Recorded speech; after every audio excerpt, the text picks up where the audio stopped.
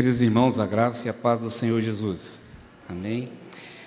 É uma alegria poder estarmos mais uma vez nessa quarta-feira, reunidos aqui no templo para estudarmos mais a palavra de Deus e diante de um assunto tão importante que é algo que nos traz o conhecimento da nossa história, do porquê nós somos presbiterianos, e isso tem sido extremamente importante para a vida da igreja, não somente aqueles que já estão conosco há algum tempo, mas também aqueles que têm chegado à nossa igreja, provenientes de outra comunidade de fé, de outra igreja cristã, e que têm a possibilidade de conhecer mais acerca das nossas raízes, da nossa história, e também podendo conhecer e compreender melhor, segundo as Escrituras Sagradas, o porquê das nossas crenças, porque nós interpretamos a palavra de Deus segundo ela própria deixa revelar-se,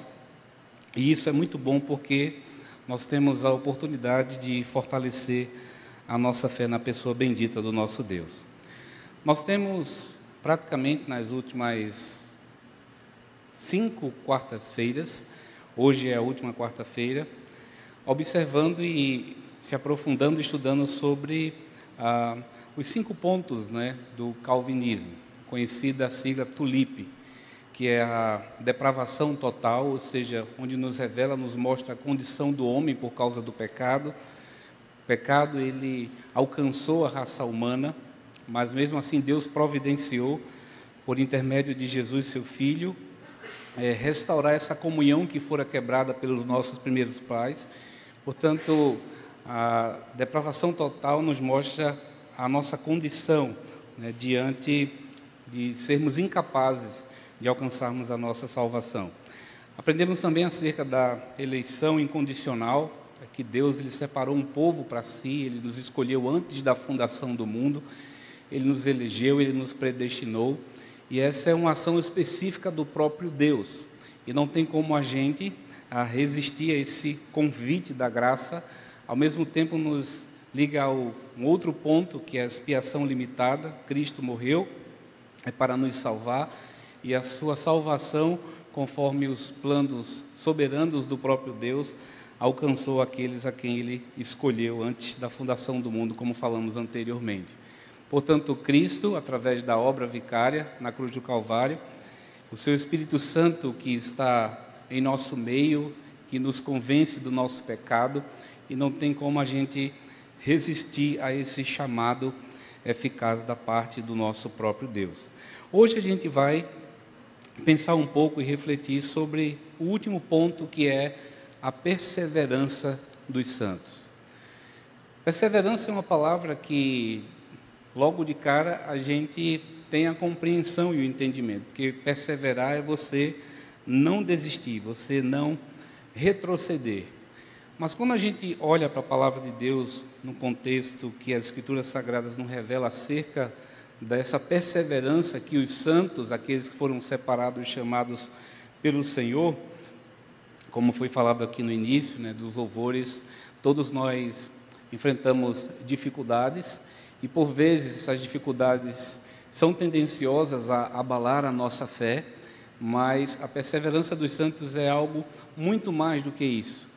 Não é as labutas, as dificuldades que nós enfrentamos e, de certa forma, nos colocam numa condição, por vezes, de estarmos enfraquecidos, numa crise de fé, como nós encontramos alguns personagens na palavra de Deus, mas aqueles que são filhos de Deus, independentemente, e não por causa de nós, mas pela ação do próprio Deus, nós iremos perseverar até o fim, até aquele dia que o Senhor nos chamar. Portanto, eu queria que expusesse o primeiro slide, para a gente, nessa noite, começar a observar alguns pontos importantes acerca desse assunto. O que é que nós iremos ver hoje, não é? O primeiro ponto é o que é a perseverança dos santos. Então a gente vai entender o que é que a Bíblia trata a esse respeito. Depois a gente vai estar olhando dentro de alguns conceitos da própria palavra de Deus, se essa terminologia até mesmo ela tem base bíblica ela tem fundamento na palavra de Deus, o que a Bíblia também fala sobre a perseverança dos santos. A gente vai precisar examinar alguns textos para aprender sobre o que a própria palavra de Deus fala acerca disso. A gente também vai responder uma pergunta que, de certa forma, nós temos aprendido aqui acerca da nossa salvação.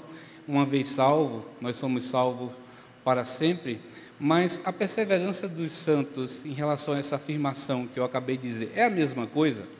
Então a gente vai fazer essa distinção. E, consequentemente, aquele que é nascido de novo, ele tem na sua vida traços desse chamado eficaz da parte de Deus, e que, de certa forma, nessa busca incessante que nós precisamos da presença do Senhor, nós desenvolvemos marcas, sinais visíveis que apontam para esse novo nascimento e para essa vida nova em Cristo Jesus. Também a gente tem aprendido, mas não custa nada, a gente também refletir pontualmente, será que a gente perde a nossa salvação? E, por fim, a gente vai fazer a conclusão que o próprio Cristo, pela sua ação, pela sua obra na cruz do Calvário, por aquilo que a palavra de Deus estabelece, através dele, da ação do próprio Deus, por intermédio do seu Filho Jesus, é que nos manterá firmes até aquele dia em que o Senhor nos chamar para a sua presença. Então, passando o próximo slide, por favor, Lucas. Então, o que é perseverança dos santos, não é? Então, a doutrina da perseverança dos santos, ela afirma, ela confirma, ela reforça que Deus, ele preserva os seus filhos, ele preserva o seu povo, ele protege o seu povo, e durante toda a eternidade, durante o nosso tempo de existência aqui nesta vida, e que a nossa fé ela é preservada por essa ação do próprio Deus. É Deus que promove, é Deus que provoca no nosso coração, pela sua misericórdia, pela sua graça que nos alcançou, a sermos perseverantes até o fim. O apóstolo Paulo, escrevendo aos Romanos, ele trata bastante sobre esse assunto, iremos ver alguns textos mais à frente. Então, essa perseverança, ela não depende de nós, ela não está baseada nos nossos próprios esforços, mas pela graça de Deus que se manifesta a nós, por intermédio da salvação em Cristo Jesus. E Deus, ele não deixará de forma alguma de preservar esses seus filhos, o seu povo, mesmo que nós estamos numa condição de imperfeição diante de Deus. A Bíblia fala que não há um justo sequer. Justificados, pois, mediante a fé, tendes paz com Deus. É uma ação do próprio Deus. Então, o ser humano, pela sua própria natureza, ele é imperfeito, ele comete pecados, embora aquele que é nascido de novo, ele luta contra a sua velha natureza. O Espírito milita contra a carne, não há comunhão, porque a carne nos aponta a nos desviarmos daquilo que nos ensina a sua palavra, mas ao mesmo tempo o Espírito, ele vivificado, um Espírito que habita em nós, e quando nós somos quebrantados e movidos por esse Espírito e nos deixamos produzir frutos do Espírito de arrependimento, nós nos tornamos mais parecidos com o Senhor. Embora nós tenhamos essa natureza pecaminosa, mas isso não nos coloca numa condição de sermos reprovados no sentido de salvação diante de Deus. Muito pelo contrário, aquele que é nascido de novo, ele irá perseverar, ele irá lutar, não baseado nos seus próprios méritos. Eu queria ver com você, rapidamente, abra a sua Bíblia, na Epístola de Paulo aos Romanos. A gente vai ver um pouco mais à frente alguns outros textos, mas para de início, eu queria ver com você Romanos capítulo 5, a partir do versículo 5, quando Paulo está falando a essa igreja sobre a justificação pela fé. Romanos capítulo 5, a partir do verso 5, veja o que a palavra de Deus nos diz. Ora, a esperança não confunde, Porque o amor de Deus é derramado em nosso coração pelo Espírito Santo, que nos foi outorgado. Porque Cristo, quando nós ainda éramos fracos, morreu a seu tempo pelos ímpios. Deus não morreu pelos perfeitos, mas Ele morreu pelos ímpios. E dificilmente, verso 7, alguém morreria por um justo, pois poderá ser que pelo bom alguém se anime a morrer, naturalmente. Mas Deus prova o seu próprio amor para conosco pelo fato de ter Cristo morrido por nós. Então Deus prova o seu amor por nós, por causa de quê? Porque o seu Filho Jesus morreu por nós. Nós temos o intermediador, Jesus, e esse fato de Deus nos amar é por conta do seu Filho Jesus.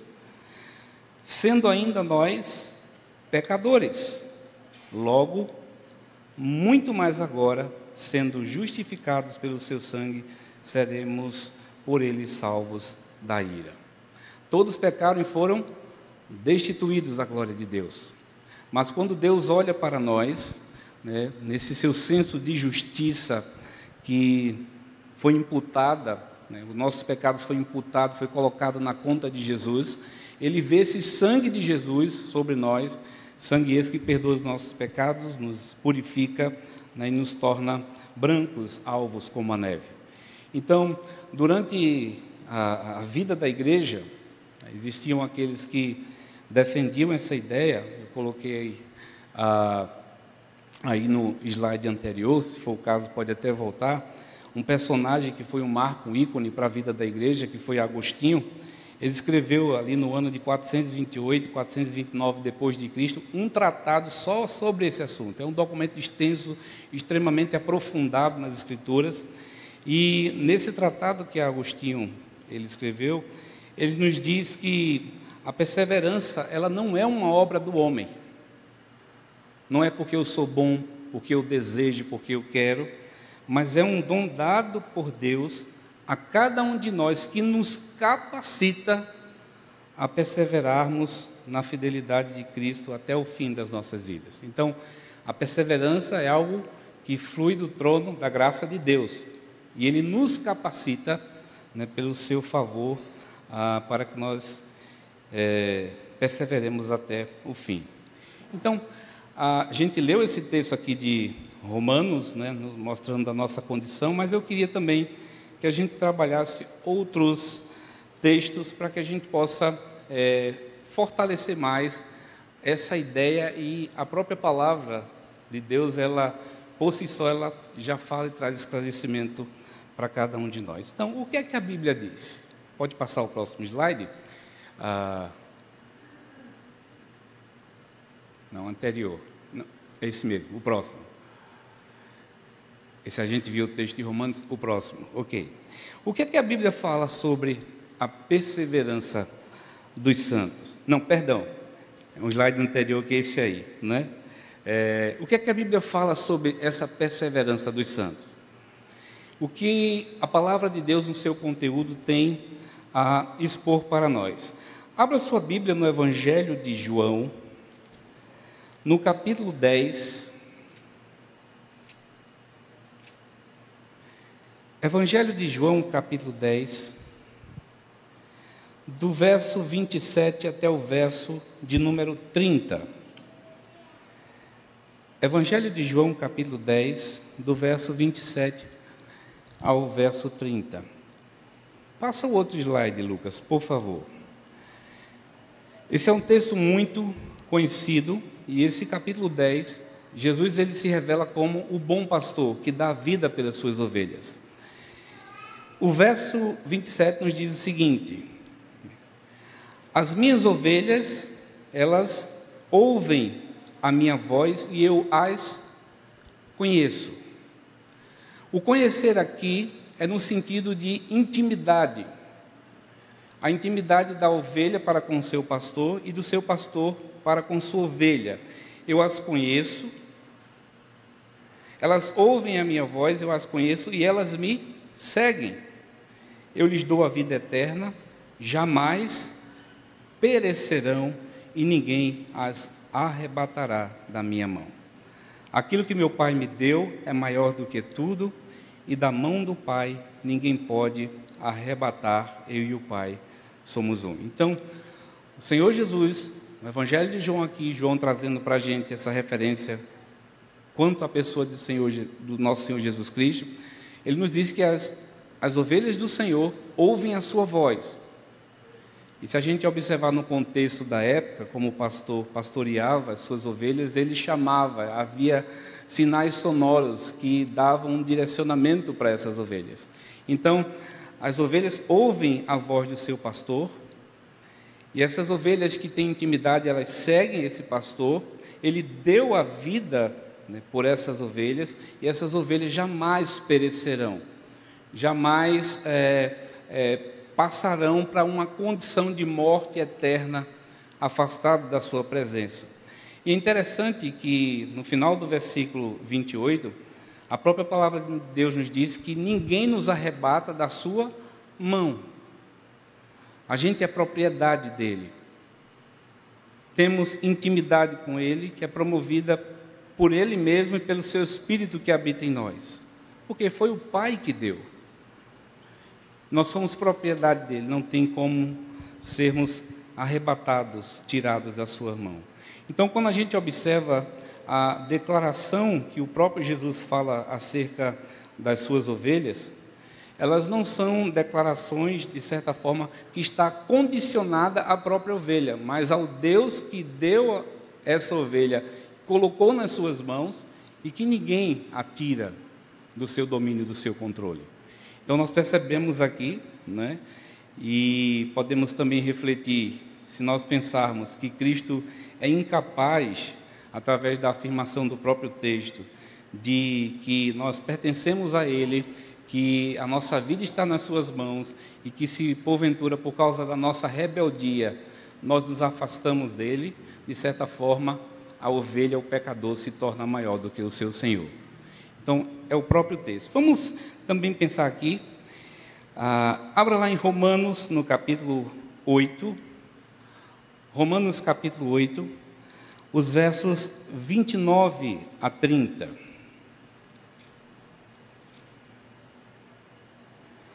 Romanos capítulo 8, versos 29 a 30, nos diz assim: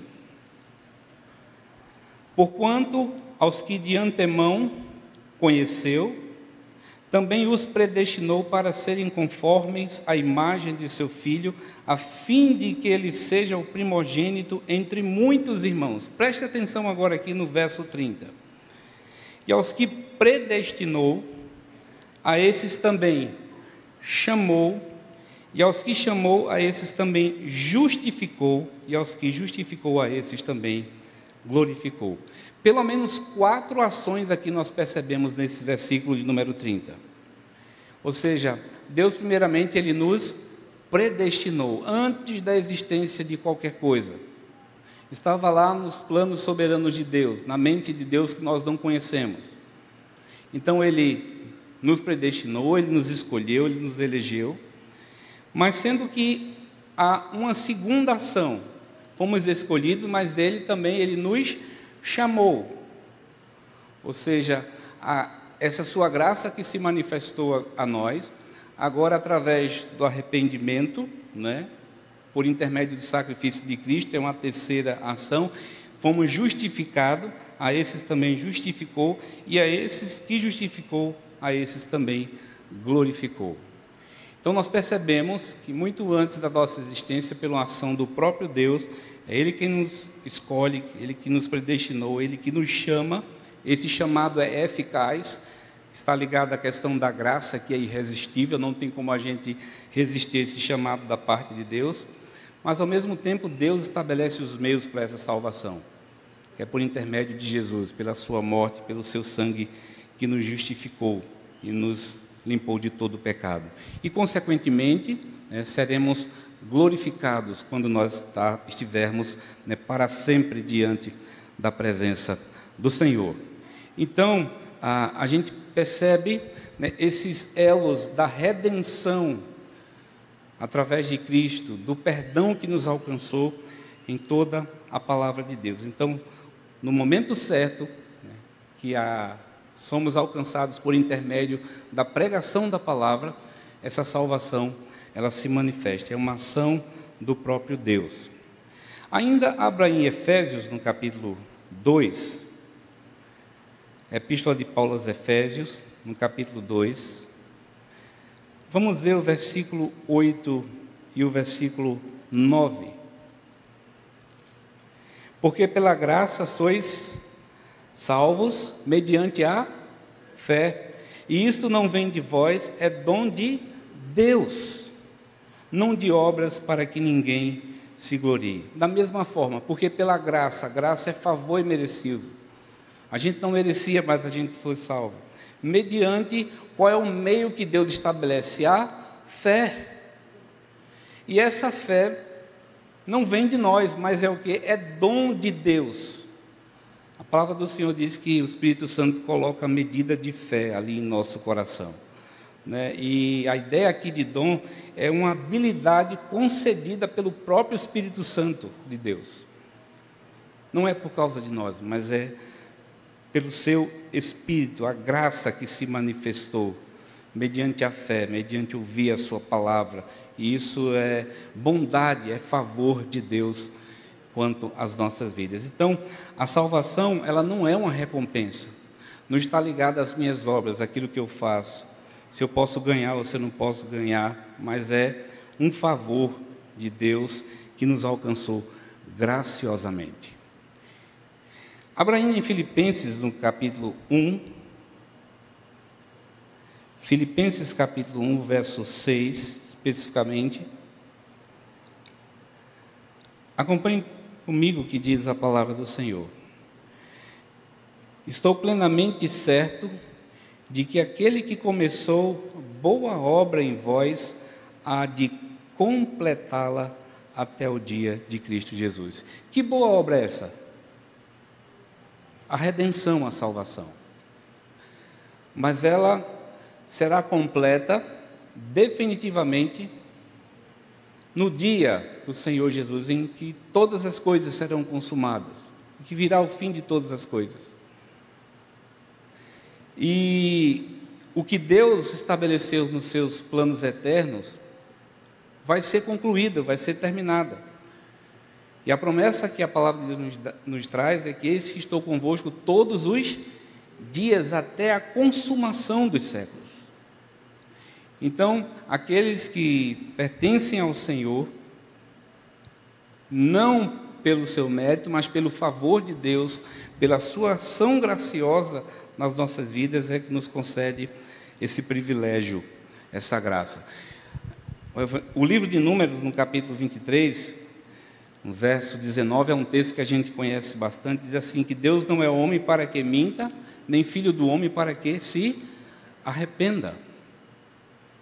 Então, as promessas de Deus, a sua palavra, o qual Ele vela por ela, Ele tem um zelo, elas se cumprirão.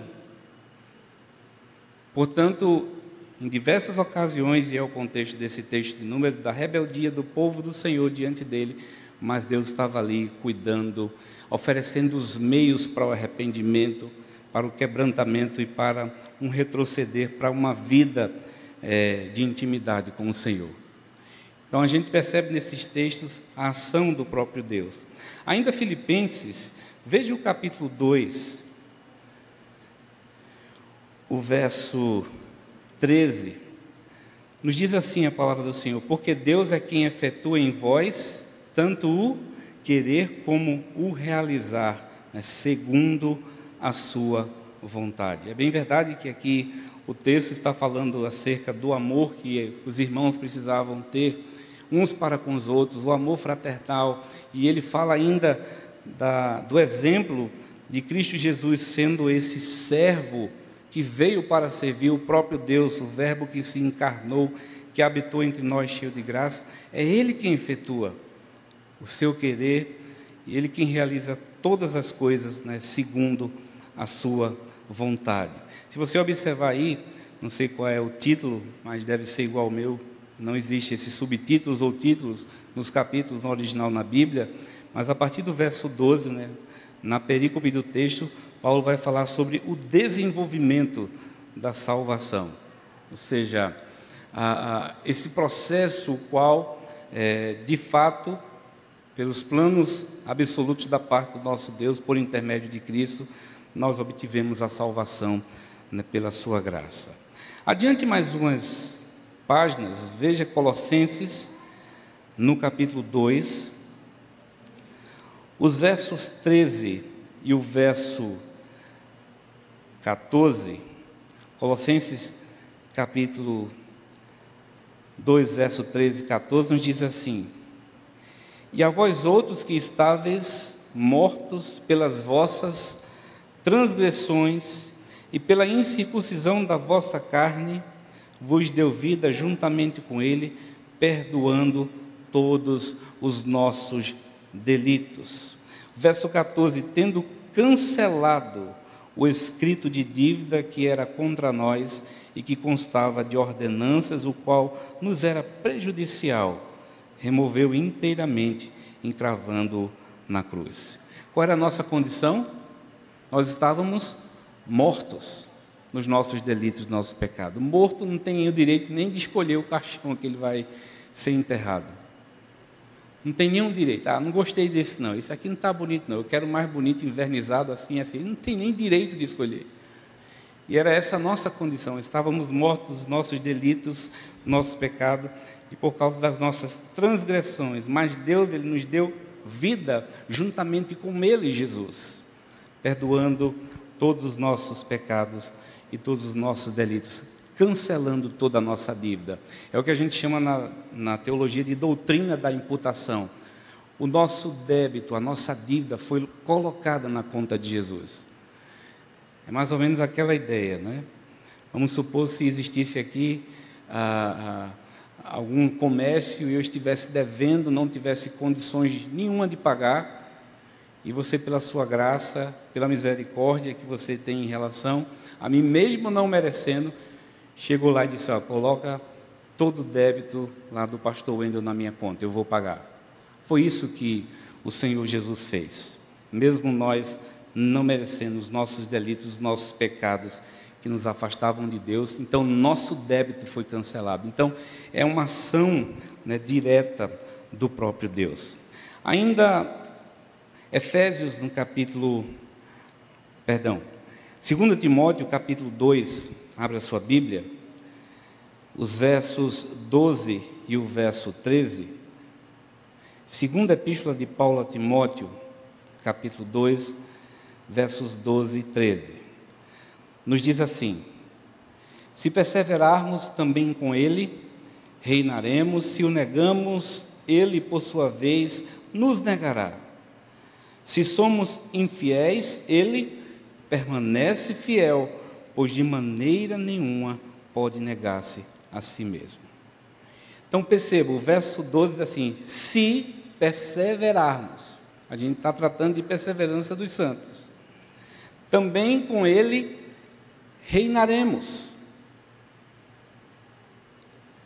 Mas se nós o negamos, ele por sua vez nos negará. Onde entra aqui algo extremamente importante, mostrando a nossa condição, no versículo 13, é justamente o que mostra para a gente que o mérito não está na nossa pessoa, naquilo que a gente faz, mas em relação à força, à capacidade de suportar que o próprio Deus nos concede. O verso 13 diz: se somos infiéis, que é a condição minha, a sua, de todo pecador, mas ele permanece fiel. É um relacionamento entre duas pessoas. Você pode fazer um juramento, você pode dar a sua palavra. Pergunta: você pode deixar de cumprir com a sua palavra ou não? E muitas vezes a ação do outro vai estar ligada aos seus próprios sentimentos e vai tratar você, se não for pela misericórdia, mediante, na sua cabeça, ao merecimento que você precisa, porque você não cumpriu a sua palavra. Mas o texto é muito claro, né? Se nós somos infiéis, diz a palavra de Deus que ele permanece fiel, ele cumprirá a sua palavra. Ou seja, essa graça que nos alcançou, a perseverança que ele nos concede, mesmo a gente entristecendo a Deus, mas se ele nos chama, Ele cumprirá os seus propósitos eternos em relação à nossa vida. Então, pessoas que muitas vezes a gente pensa assim, né, professa o nome de Cristo, mas muitas vezes estão longe com os corações, longe do Senhor, e às vezes são apenas cristãos nominais. Eu sei quem é Deus, eu sei quem é Cristo, eu sirvo, entre aspas, nesse Deus, e a gente vai ver um pouco mais à frente, e suas ações não demonstram nesse novo nascimento, nesse encontro, não demonstra frutos de arrependimento. Primeira epístola de João, no capítulo 5, eu queria ler com você, dos versos 11 até o verso 13, primeira epístola de João, capítulo 5, versos 11 e 13. Diz assim a palavra do Senhor: e o testemunho é este, que Deus nos deu a vida eterna, e esta vida está no seu Filho. Aquele que tem um filho tem a vida, e aquele que não tem o Filho de Deus, aquele que não tem o Filho de Deus não tem a vida. Estas coisas vos escrevis, a fim de saberdes que tendes a vida eterna a vós outros que credes em o nome do Filho de Deus. Perceba, o meio pelo qual Deus estabelece para que a gente possa ser alcançado por essa graça, por intermédio da fé, é a própria palavra. E perceba aqui que o texto estava falando com crentes, estava falando para a igreja, está falando para nós. Mas a própria revelação bíblica nos mostra, essas coisas foram escritas a fim, com o propósito de nós sabermos que é verdade, que a palavra de Deus ela se cumpre. E a doutrina da perseverança dos santos, né, declara, né, uma verdade muito clara aos nossos olhos, né, que nós temos essa vida eterna e que a gente não se encontra naquela condição: será que eu estou salvo hoje? Eu cometi determinado pecado diante de Deus, eu perdi minha salvação, hoje eu ganho, amanhã eu perco. Não. Embora que a gente sabe que muitas pessoas que nós conhecemos, que muitas vezes até caminhou conosco, sentou do nosso lado nos bancos aqui da igreja.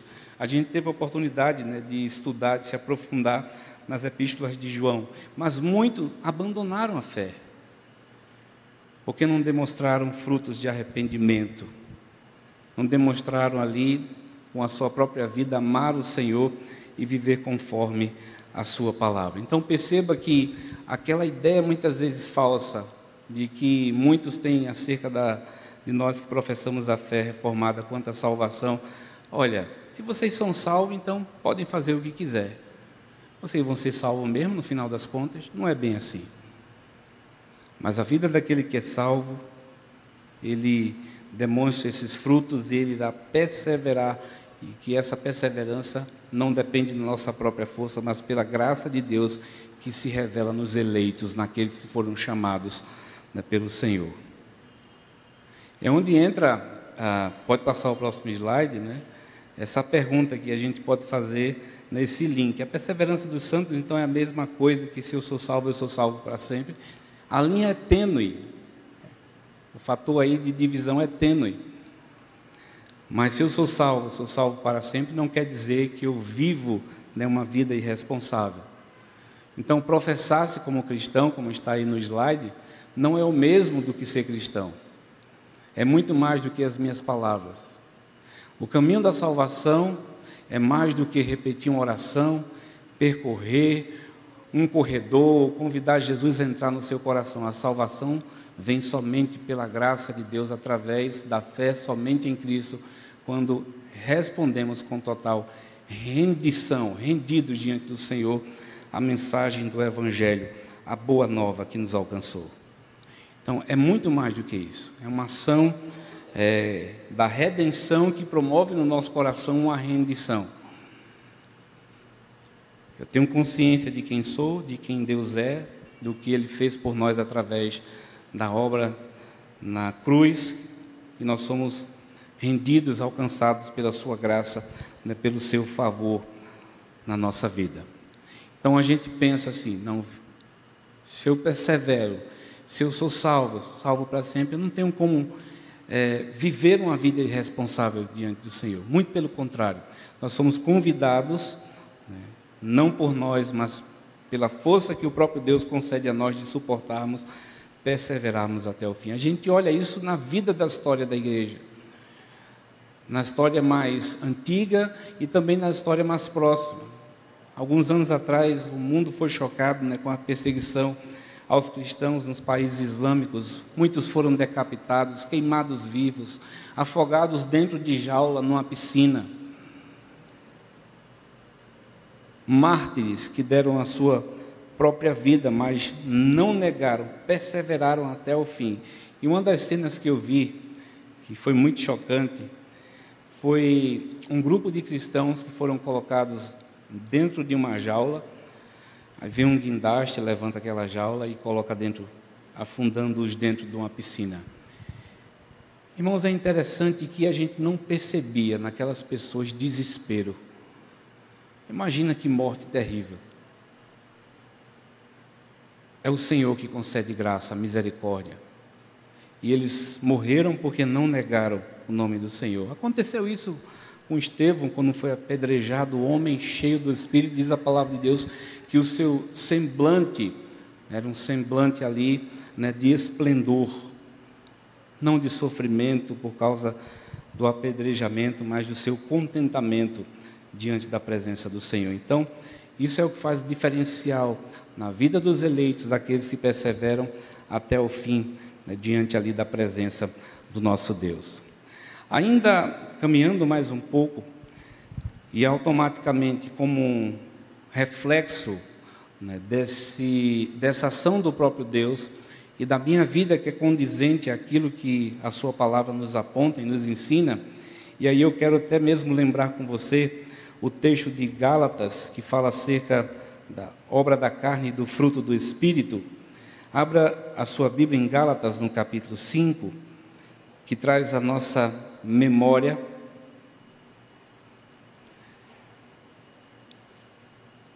esses aspectos que estão ligados à nossa vida, à vida daqueles que foram transformados pelo poder da palavra do Senhor. Gálatas capítulo 5, a partir do verso 16.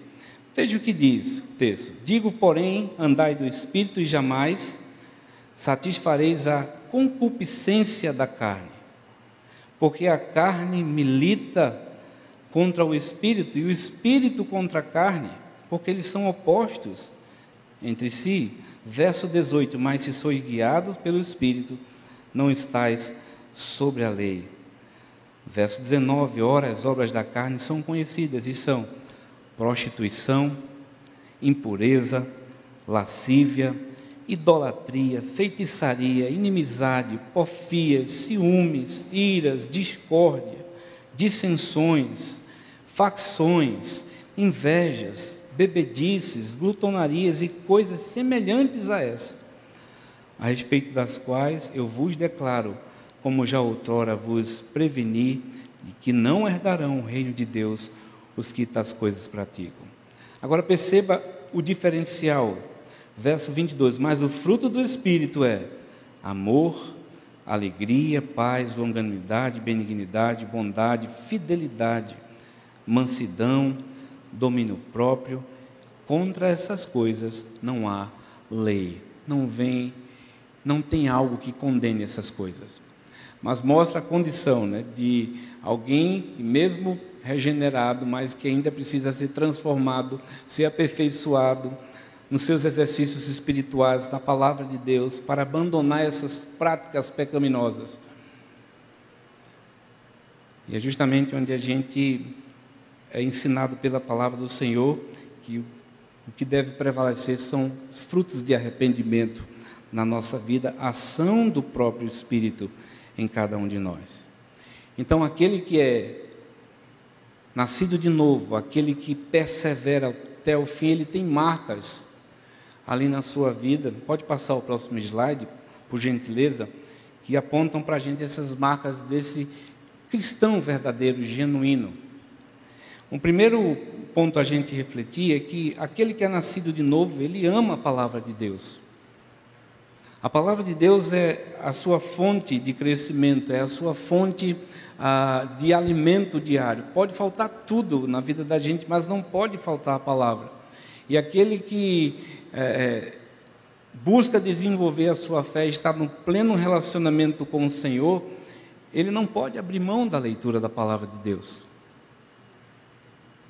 Ele demonstra através, não somente nas suas palavras, mas nas suas ações, como um reflexo daquilo que é promovido pela ação do próprio Espírito de Deus, mas também nós somos aperfeiçoados, nos tornamos mais parecidos com Cristo quando nós temos não somente um conhecimento da palavra, e a ideia não é um conhecimento simplesmente intelectual, mas um conhecimento que a gente coloca em prática. Perseverar na leitura da palavra de Deus, não abrir mão dos nossos exercícios espirituais. Aquele que persevera, ele tem prazer em obedecer ao Senhor. É bem verdade que, por causa da nossa rebeldia, e por vezes por falta de amadurecimento e diante de uma realidade que a gente vive, não basta ir muito longe, basta ligar a televisão que a gente vê muitos programas onde o mérito está na pessoa, naquilo que eu faço para Deus, naquilo que eu oferto, naquilo que eu dou. E a bênção do Senhor vai estar ligada a isso que eu faço, muito pelo contrário, aquilo que as Escrituras Sagradas nos ensinam. A obediência a Deus não é pelo fato daquilo que eu usufruo como bênção que Ele nos dá, é reflexo sim de uma vida de obediência. Mas o que é mais importante, é a própria presença de Deus na nossa vida, e isso traz para o nosso coração contentamento, alegria, porque está em Deus e não está nas coisas, está naquilo que Ele mesmo é como pessoa com a qual nós nos relacionamos, e estamos sendo aperfeiçoados a cada dia e crescendo diante da sua presença. Uma outra coisa também, como fruto daqueles que nasceram de novo, daqueles que têm abandonado e negado a sua própria vida, é não compactuar com o pecado. O pecado, ele nos afasta de Deus. O pecado, ele é alimentado pelos nossos próprios desejos. E geralmente um coração que está impiedoso, um coração endurecido, é porque certamente ele não tem se deixado moldar pela palavra de Deus e exercitar aquilo que nós temos aprendido e nos marcos da história do povo do Senhor no Antigo Testamento, que sofreram consequências por causa do pecado, mas também usufruíram das bênçãos de Deus por causa da obediência, e não é diferente, a gente continua dando continuidade a essa história até aquele dia que o Senhor vier nos buscar para a sua presença e vivermos e reinarmos com Ele para sempre, onde não haverá pecado, onde não haverá choro, nem ranger de dente, mas um celebrar eterno diante da presença bendita do nosso Deus. Mas também, ao mesmo tempo, aquele que persevere, a gente percebe isso na história da igreja. Quando o Senhor Deus derramou do seu Espírito Santo ali em Atos dos Apóstolos, a igreja estava reunida e perseveravam juntos em oração, no compartilhar, no partir do pão. E naquele momento ali, naquela ocasião, foi que Deus revestiu a sua igreja com o seu Espírito Santo. E sereis minhas testemunhas, tanto em Jerusalém, Judéia e Samaria, até os confins da terra. E não era um contexto fácil, era um contexto difícil, mas a igreja estava ali reunida, perseverante em oração. E usufruiu, como reflexo da sua obediência ao Senhor, esse revestimento de poder. Então a gente percebe na palavra de Deus sinais, e ao mesmo tempo somos levados a refletir sobre a nossa própria vida. Senhor, será que de fato eu tenho vivido essa vida condizente com a Tua palavra? Será que eu tenho demonstrado esses frutos? Eu tenho amado a Tua palavra? Eu tenho sido obediente ao Senhor? Ou eu tenho mais alimentado o pecado no meu coração? E até mesmo estávamos conversando com alguns colegas pastores hoje de tarde, em situações até mesmo de pessoas maduras na fé, pastores que parece que não tem mais o contentamento de servir ao Senhor, de estar na igreja, de estar amando as coisas de Deus. Não que nós sejamos melhores ou mais importantes, mas o que eu estou querendo dizer? Pessoas que conhecem a verdade da palavra de Deus, mas por vezes, algumas circunstâncias, acham-se enfraquecido. E comentávamos uns com os outros, a gente precisa orar, a gente precisa interceder, e a gente precisa até mesmo ser esse instrumento de Deus para reavivar no coração. É bem verdade que a nossa ação é orar, apoiar, estar junto, mas o efetuar de um coração quebrantado diante do Senhor vem por intermédio da ação do Espírito Santo e dos próprios meios pelos quais Deus utiliza a sua palavra, a oração e a vida de comunhão diante dele. Abra sua Bíblia em Romanos, no capítulo 6. Romanos capítulo 6, a partir do verso 15.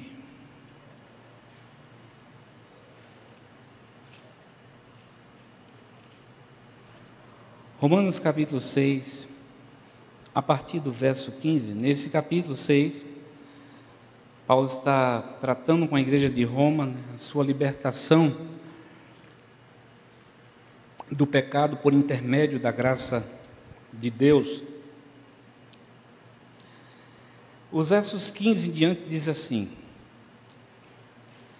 e daí, havemos de pecar porque não estamos debaixo da lei, e sim da graça? Essa era a pergunta que os romanos estavam fazendo para Paulo. Em outras palavras, olha, Paulo, a gente não está mais debaixo da lei que Deus estabeleceu, estamos debaixo da graça agora.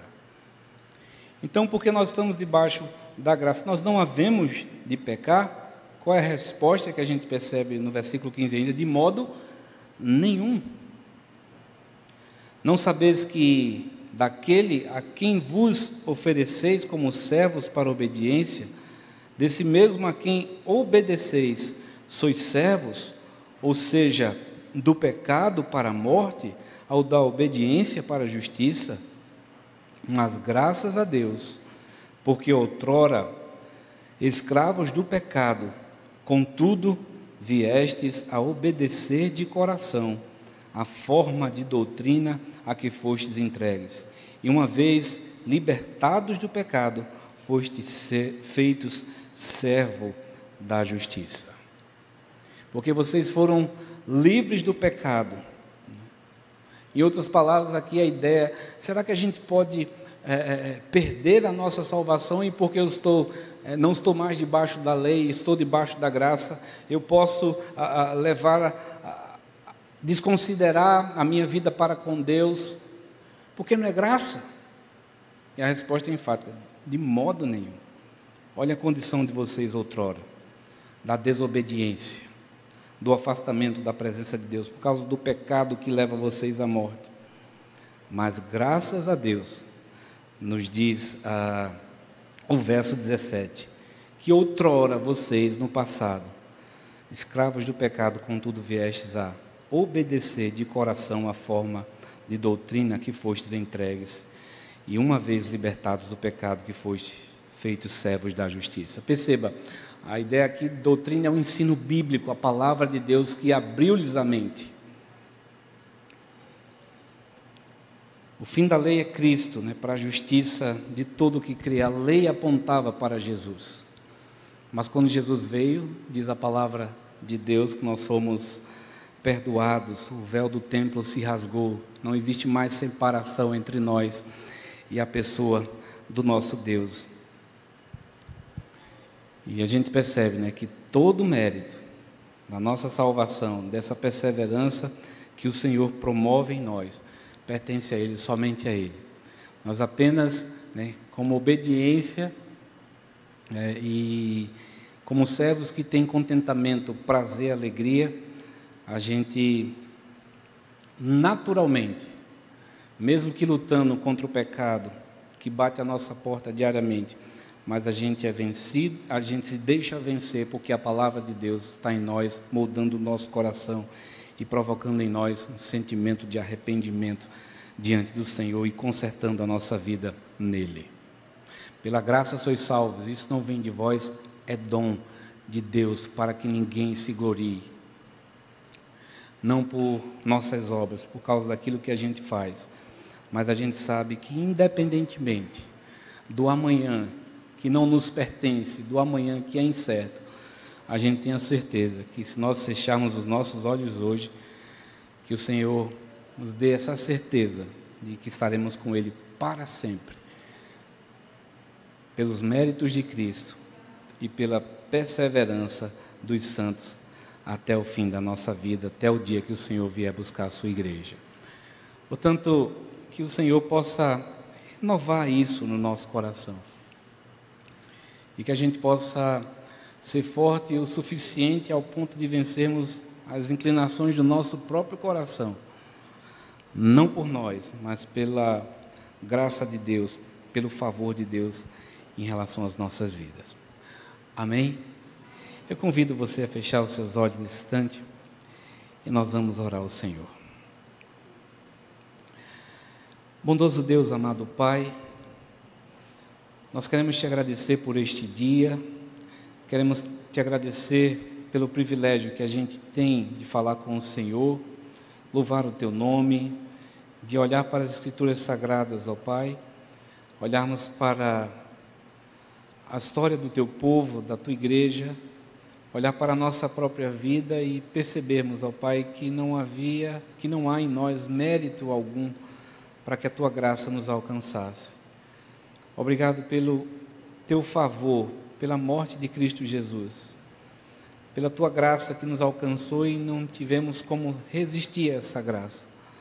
Mas essa graça não foi de graça, foi pago por um alto preço. Jesus Cristo que se entregou na cruz do Calvário. E que a tua palavra nos diz que tu estarás conosco todos os dias até a consumação dos séculos. Pedimos ao Senhor, ó Deus, que o Senhor fortaleça a tua igreja.